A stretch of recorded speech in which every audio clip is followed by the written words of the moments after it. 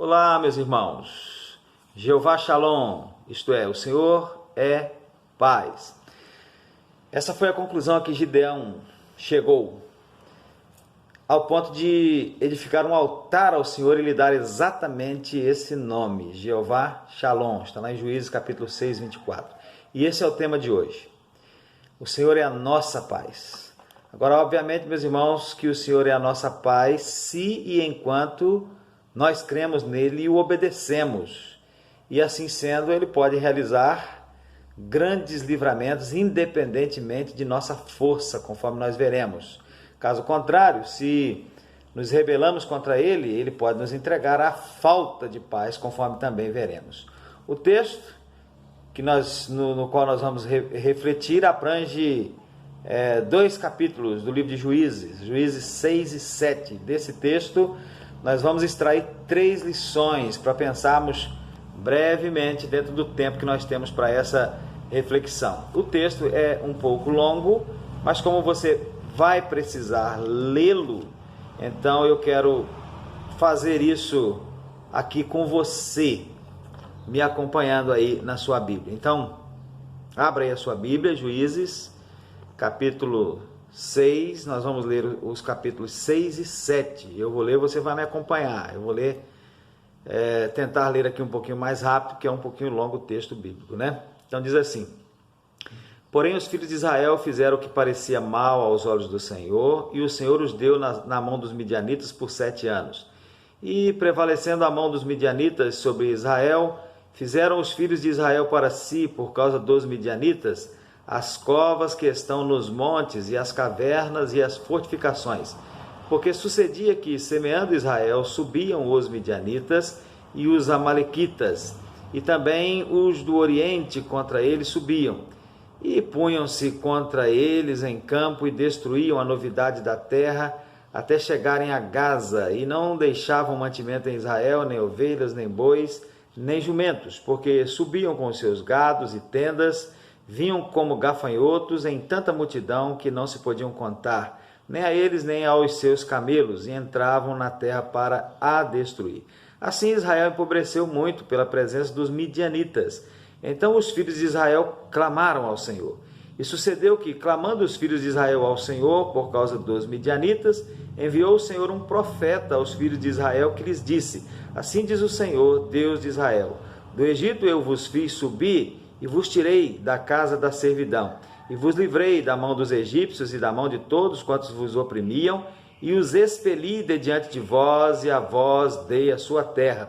E vos disse: Eu sou o Senhor vosso Deus, não temais aos deuses dos amorreus, em cuja terra habitais, mas não destes ouvidos à minha voz.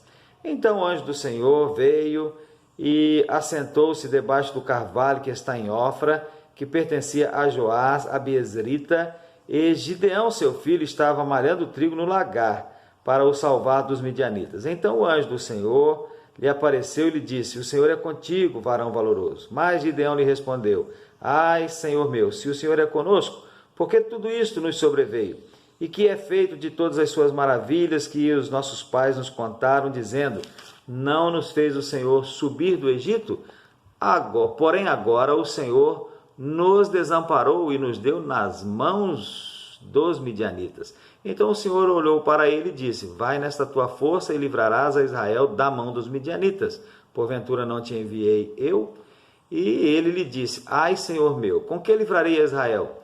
Eis que a minha família é a mais pobre em Manassés, e eu o menor na casa de meu pai. E o Senhor lhe disse: Porquanto eu hei de ser contigo, tu ferirás os midianitas como se fossem um só homem. E ele lhe disse: Se agora tenho achado graça aos teus olhos, dá-me um sinal de que és o que comigo falas. Rogo-te que daqui te não apartes, até que eu venha a ti e traga o meu presente e o ponha perante ti. E disse: Eu esperarei até que voltes. E entrou Gideão e preparou um cabrito e bolos asmos de 1 efa de farinha.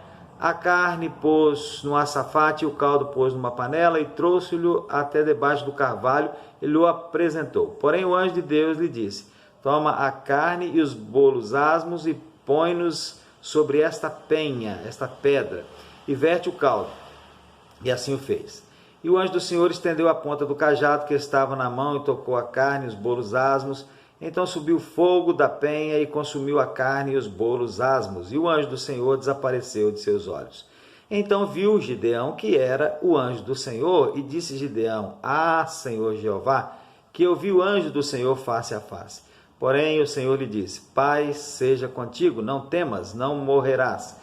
Então Gideão edificou ali um altar ao Senhor e lhe chamou: O Senhor é paz. E ainda até o dia de hoje está em Ofra dos Abiezritas.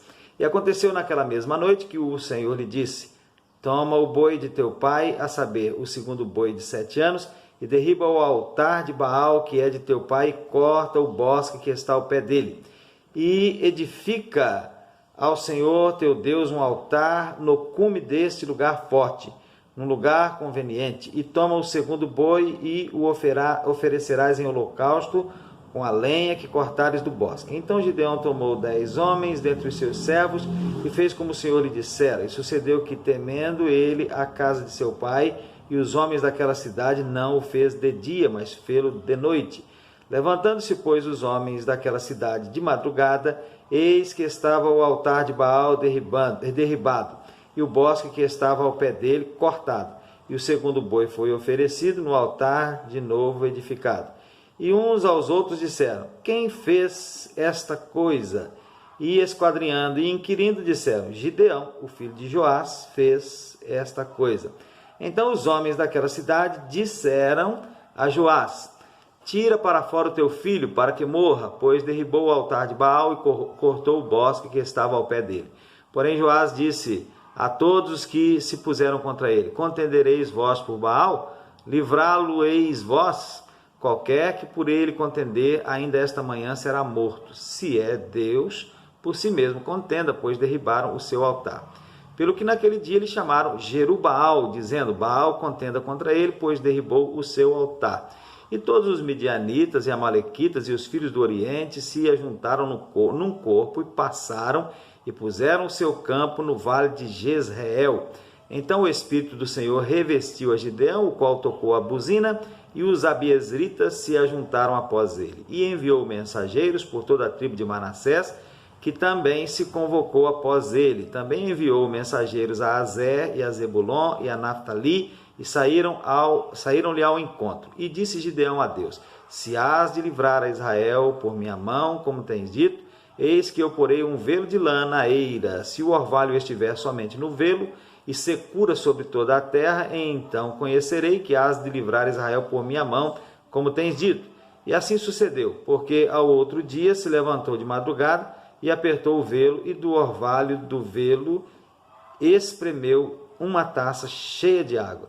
E disse Gideão a Deus: Não se acenda contra mim a tua ira, se ainda falar só esta vez. Rogo-te que só esta vez faça a prova com o velo. Rogo-te que só no velo haja secura e em toda a terra haja orvalho. E Deus assim o fez naquela noite, pois só no velo havia secura e sobre toda a terra havia orvalho.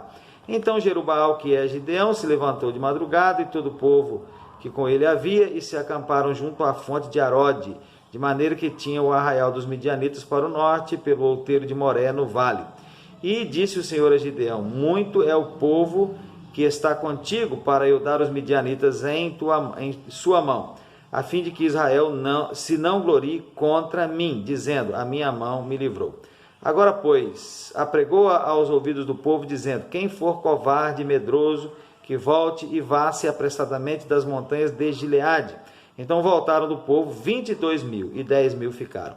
E disse o Senhor a Gideão: Ainda muito povo há, faze-os descer às águas, e ali tu os provarei. E será que aquele de que eu te disser, este irá contigo, esse contigo irá. Porém, todo aquele de que eu te disser, este não irá contigo, esse não irá. E fez descer o povo às águas. Então o Senhor disse a Gideão: Qualquer que lamber as águas com a sua língua, como as lambe o cão, esse porás à parte, como também a todo aquele que se abaixar de joelhos a beber. E foi o número dos que lamberam, levando a mão à boca, 300 homens, e todo o resto do povo se abaixou de joelhos a beber as águas. E disse o Senhor a Gideão: com estes 300 homens que lamberam as águas, vos livrarei e darei os midianitas na tua mão, pelo que toda a outra gente vá cada um ao seu lugar. E o povo tomou na sua mão a provisão e as suas buzinas, e ele enviou todos os outros homens de Israel, cada um à sua tenda. Porém os 300 homens reteve, e estava o arraial dos midianitas abaixo do vale. Sucedeu que naquela mesma noite o Senhor lhe disse: levanta-te e desce ao arraial, porque o tenho dado na tua mão. E se ainda temes descer, desce tu e teu moço pura ao arraial. E ouvirás o que dizem. E então se esforçarão as tuas mãos e descerás ao arraial. Então desceu ele com o seu moço pura até ao extremo dos sentinelas que estavam no arraial.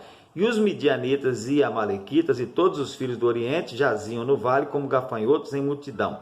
E eram inumeráveis os seus camelos, como a areia que há na praia do mar em multidão. Chegando, pois, Gideão, eis que estava contando um homem ao seu companheiro um sonho, e dizia: eis que um sonho sonhei. Eis que um pão de cevada torrado rodava pelo arraial dos midianitas, e chegava até as tendas, e as feriu, e caíram, e as transtornou de cima para baixo, e ficaram abatidas. E respondeu o seu companheiro e disse: não é isto outra coisa, senão a espada de Gideão, filho de Joás, varão israelita. Deus tem dado na sua mão aos midianitas e a todo este arraial. E sucedeu que, ouvindo Gideão a narração deste sonho e a sua explicação, adorou. E tornou ao arraial de Israel e disse: levantai-vos, porque o Senhor tem dado o arraial dos midianitas nas vossas mãos. Então repartiu os 300 homens em 3 esquadrões, e deu-lhes a cada um nas suas mãos buzinas e cântaros vazios, com rochas neles acesas. E disse-lhes: olhai para mim e fazei como eu fizer. E eis que, chegando eu ao extremo do arraial, será que como eu fizer, assim fareis vós.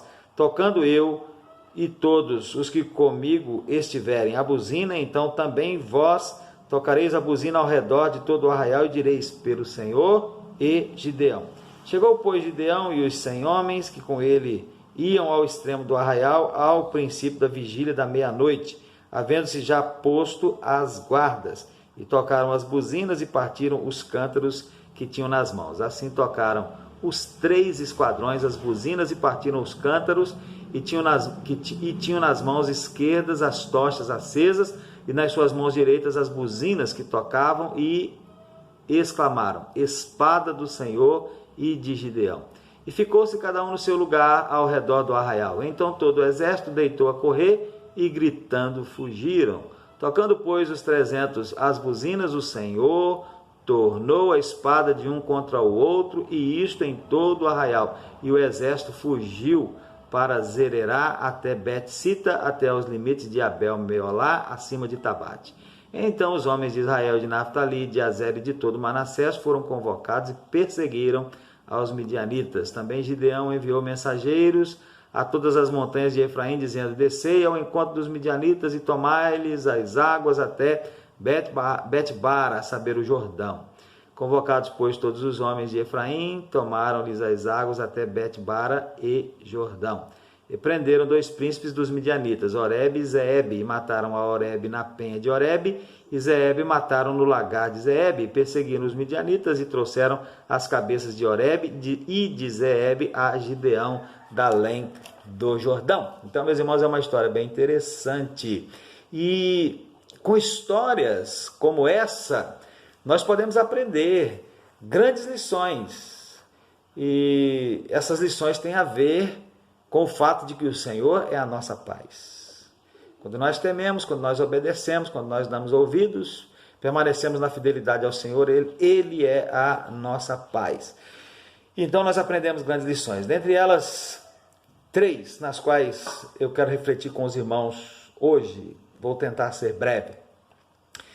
A primeira lição, meus irmãos, é que quando o povo ou o servo, pode ser o povo na coletividade, pode ser o servo na sua individualidade, quando o povo ou o servo de Deus erra e insiste no erro e anda errante pela vida afora, Deus então pode entregar esse povo ou esse servo à falta de paz. Deus pode permitir que algum acontecimento ruim lhe sobrevenha e, às vezes, meus irmãos, até morte. Foi isso que aconteceu com os israelitas naquele tempo. É dito aí no texto que o Senhor os entregou nas mãos dos midianitas por 7 anos. Foi o Senhor que os entregou. E os midianitas faziam coisas terríveis. Os midianitas, obviamente, não era só os midianitas, tinha outros com eles também, mas eles é que se destacam aí no texto, né? Eles faziam coisas terríveis, eles destruíam as plantações, eles destruíam o gado, eles destruíam a terra, de forma que os israelitas empobreceram muito. Mas foi o Senhor quem os entregou. Mas isso, meus irmãos, essa entrega da parte de Deus do seu povo ou do seu servo, a falta de paz, né, permitindo que acontecimentos ruins lhe sobrevenha, quando ele anda em infidelidade, quando ele desobedece a Deus, aconteceu também com outros dentro das Sagradas Escrituras. Aconteceu, por exemplo, com Jonas, o profeta, quando Deus o manda ir pregar em Nínive. Jonas não quer ir pregar em Nínive, ele toma um navio para Tarsis. O que acontece da parte de Deus? Deus envia uma tempestade, Deus faz com que Jonas seja jogado para fora do navio, e Deus envia um grande peixe para engolir Jonas, e ele fica 3 dias em um grande tormento, em uma grande angústia no ventre daquele peixe. Aconteceu, meus irmãos, com alguns da igreja em Corinto, né? O apóstolo Paulo vai dizer no capítulo 11, primeira carta aos Coríntios, que ali naquela igreja havia alguns que estavam enfermos, padecendo enfermidades, até alguns que haviam morrido por causa da indisciplina, por causa da desobediência. Se eles se disciplinassem a si mesmos, não seriam disciplinados pelo Senhor. Aconteceu com Ananias e Safira, que tentaram mentir ao Espírito Santo de Deus, ao próprio Deus. Aconteceu, meus irmãos, com as igrejas de Éfeso, Pérgamo, Tiatira, Sardes e Laodiceia, sobre as quais nós podemos ler lá em Apocalipse capítulos 2 e 3. E aconteceu com muitos outros. Então, o Senhor pode entregar quando o povo desobedece, quando o povo se afasta de Deus, quando o povo abandona a fidelidade a Deus, coisas ruins podem acontecer. O Senhor pode entregar esse povo ou esse servo à falta de paz. Balaão, meus irmãos, não foi um profeta verdadeiro, foi um falso profeta. Mas uma coisa que ele disse é verdade. Se o povo de Deus anda em pecados, chega o momento em que o próprio Deus luta contra ele, contra o povo. E quem sabe, meus irmãos, muitas dificuldades que muitos servos de Deus têm nos dias atuais não seja por causa da sua infidelidade, por causa da sua desobediência. Obviamente, nem todas as situações, nem todas as circunstâncias difíceis da vida são consequências de pecados, são consequências de desobediência, são consequências de infidelidade, são consequências de se andar errante, longe da presença de Deus. Mas pode ser que algumas delas sejam consequências dessas atitudes de infidelidade a Deus. Então, essa é a primeira lição. Quando o povo ou o servo de Deus anda errante, insiste no erro, anda errante pela vida fora, então Deus pode entregar esse povo, essa igreja ou esse servo à falta de paz. Pode permitir, Deus pode permitir que algum acontecimento ruim lhe sobrevenha, e às vezes até morte. Foi isso que aconteceu com o povo de Israel. O Senhor os entregou nas mãos dos midianitas. A segunda lição, meus irmãos, uma boa lição que nós aprendemos no texto, é que quando acontece o contrário, né? Quando o povo ou o servo de Deus retorna à fidelidade, clama a Deus. Então, este Deus lhe mostra onde encontrar a paz. E onde o povo de Deus ou o servo de Deus pode encontrar a paz? Nele mesmo, em Deus. Ele, Deus, se revela como sendo Jeová Shalom, o Senhor é paz. Então, depois de 7 anos, muito empobrecido, a palavra diz, o texto diz que o povo clamou ao Senhor. E o que o Senhor fez? O Senhor deu paz ao povo, livrando-o das mãos dos midianitas através de Gideão. E este Gideão reconheceu que a paz que o povo tanto precisava vem do Senhor. Ele reconheceu isso ao ponto de erigir um altar e dar a esse altar o nome de Jeová Shalom. Está lá no verso 24 do capítulo 6, né? O Salmo 23, meus irmãos, salmo que nós conhecemos muito, né? Salmo bem interessante. Davi, o autor desse salmo, né, o salmista Davi, ele se coloca como uma ovelha. Ora, meus irmãos, uma ovelha, principalmente em algumas regiões, e aquela em que Davi vivia era uma dessas regiões, está sempre rodeada de perigos, como os lobos vorazes, por exemplo, que sempre figura nas histórias como o principal inimigo das ovelhas. Mas o que diz Davi? Davi diz, numa expressão de confiança em Deus, diz o seguinte: o Senhor é o meu pastor, nada me faltará. Deitar-me fazem verdes pastos, guia-me mansamente a águas tranquilas, refrigera a minha alma, guia-me pelas veredas da justiça, por amor do seu nome. Ainda que eu andasse pelo vale da sombra da morte, não temeria mal algum. Por quê? Porque tu estás comigo, a tua vara e o teu cajado me consolam, ou me trazem paz. Preparas uma mesa perante mim na presença dos meus inimigos, unges a minha cabeça com óleo, o meu cálice transborda. Certamente que a bondade e a misericórdia me seguirão todos os dias da minha vida, e habitarei na casa do Senhor por longos dias. Então, há perigo sim, e como há, mas na presença do Senhor há paz. Meus irmãos, se nós clamarmos a Deus, formos fiéis a Deus, não andarmos errantes, andarmos certos na presença do Senhor, então nós vamos encontrar a paz. E essa paz nós a encontramos no próprio Deus. Ele é a nossa paz. E a terceira lição, meus irmãos, para nós refletirmos hoje, é que dentro desse texto, é que Deus pode realizar grandes livramentos independentemente da força humana. Independentemente de se somos fracos, muito fracos, fraquíssimos ou não. O que o homem precisa fazer é crer e obedecer. Aí no texto nós vemos que Deus livrou Israel através de Gideão e o seu exército. Se nós disséssemos somente isso, Deus livrou Israel através de Gideão e seu exército, disséssemos somente isso a alguém que não tivesse nenhum conhecimento dessa narrativa bíblica, talvez esse alguém saísse pensando que Gideão era um grande general e que ele tivesse um grande exército. Mas o que diz o texto bíblico? O texto bíblico diz que Gideão era de uma das famílias mais pobres da tribo de Manassés, e que nessa família Gideão era o menor. E diz também que o exército de Gideão, ao final, ficou restringido a apenas 300 homens para lutar contra um exército composto de 32 mil homens.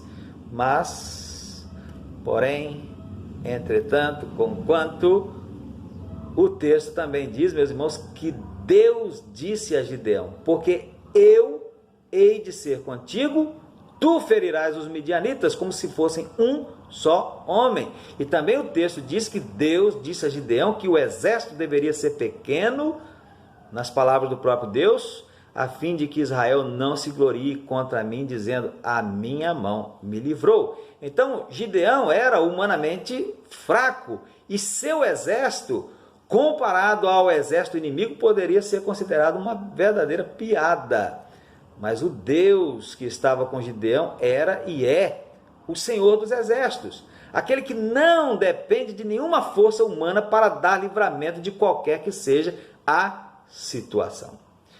Na Bíblia, meus irmãos, nós encontramos o Senhor dando muitos outros livramentos extraordinários, dos quais eu cito alguns exemplos para os irmãos. Livramentos às pessoas que eram seus servos. Alguns creram, outros tiveram uma fé não muito grande, mas mesmo assim Deus deu livramento. Por exemplo, lá em Lucas 8, nós temos a história da mulher que tinha um fluxo de sangue, 12 anos, né? Quando ela simplesmente tocou na orla das vestes de Jesus, ela foi curada, foi um grande livramento. Os discípulos, quando enfrentavam uma tempestade, os discípulos, nós devemos nos lembrar, muitos deles eram pescadores experientes, acostumados a tempestade. Mas eles enfrentaram uma tempestade dentro do grande lago, né, chamado de mar, que foi tão grande que até eles ficaram com medo. Mas Jesus ordenou e as ondas se acalmaram, o vento parou.